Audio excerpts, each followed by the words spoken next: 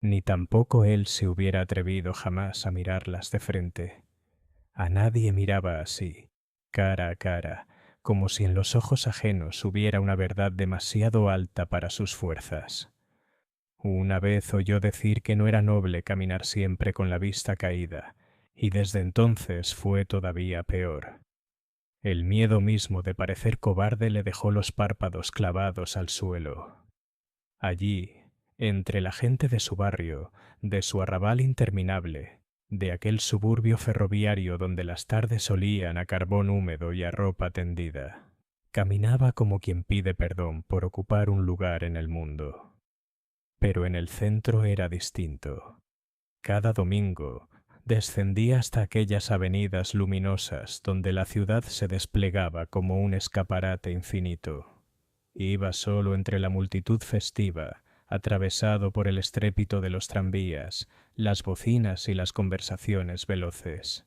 Entonces sí levantaba los ojos, grandes ojos pálidos y hambrientos, de vitrina en vitrina, de reflejo en reflejo, mientras las luces lo iban recortando en ráfagas de neón y sombra. Todo allí parecía pertenecer a otra especie humana. La elegancia de los coches, el humo dorado de los cafés, la felicidad fugitiva de la gente que caminaba sin miedo.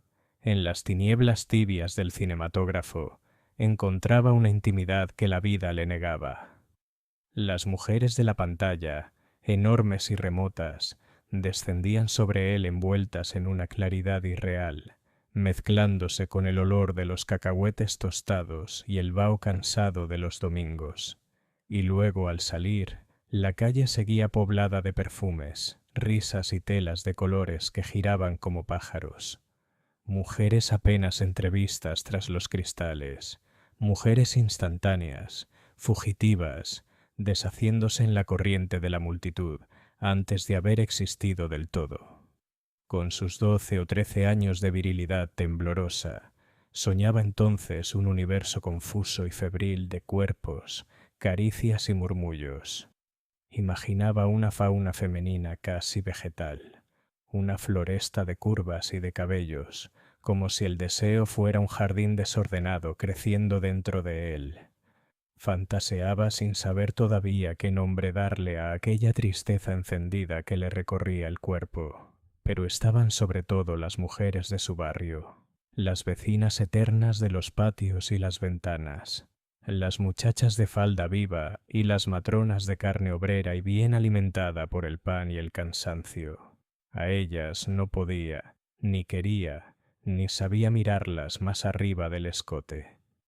Buscaba inconscientemente cuerpos sin rostro, criaturas fragmentadas que no lo obligaran a enfrentarse al vértigo de una mirada verdadera.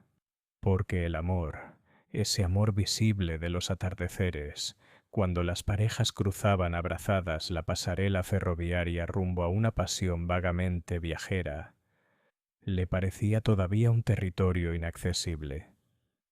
Él creía no tener edad suficiente para aquello, y quizá intuía ya que nunca la tendría, porque lo que realmente le ocurría era otra cosa.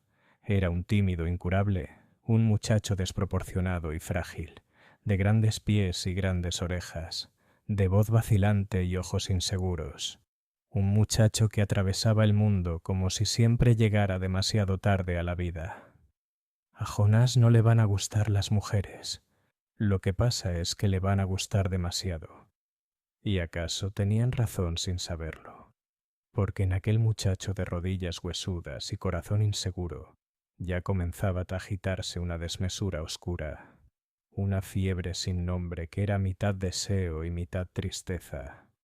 Había en él una forma desdichada de la inocencia del que descubre el cuerpo como se descubre un pecado, con espanto y fascinación al mismo tiempo. En los atardeceres del arrabal, cuando el verano caía lentamente sobre los descampados y el último sol incendiaba las tapias más allá de la vía del tren, Jonás se alejaba solo. Cruzaba la periferia como un fugitivo de sí mismo, buscando la soledad de las acequias, el rumor inmóvil de los cañaverales, la humilde vastedad de aquellos terrenos baldíos donde parecía terminar el mundo. Iba allí emboscado y turbado, muchacho culpable antes incluso de haber cometido falta alguna, nudo de lujuria y sentimiento, de resquemor y ternura, de ansiedad y llanto contenido. Y una vez más el deseo descendía sobre él como una tormenta. Se adueñaba de su cuerpo, lo sacudía, lo fustigaba con el látigo ardiente de la sangre adolescente. Todo en él era violencia y desamparo. El placer entrevisto, la súbita humillación de la carne, la confusión insoportable de sentirse arrastrado por una fuerza más antigua y más poderosa que su voluntad. Durante aquellos instantes se convertía en un extraño para sí mismo, un pequeño ángel caído de pupilas negras, un niño sombrío y estremecido que contemplaba su propia impureza con miedo casi religioso. Después venía el silencio. Semidesnudo y exhausto, caminaba hasta la acequia y se dejaba envolver por el agua tibia del verano.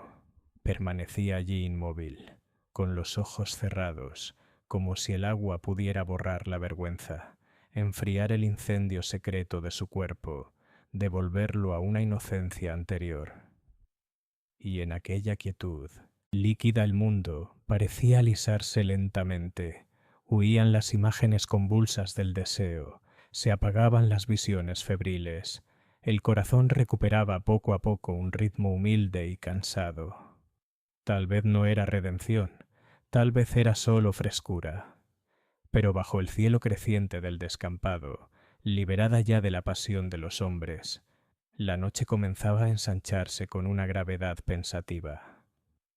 Una a una iban apareciendo las estrellas sobre la periferia ferroviaria, y el universo entero parecía inclinarse en silencio sobre la pobre fatiga de aquel muchacho.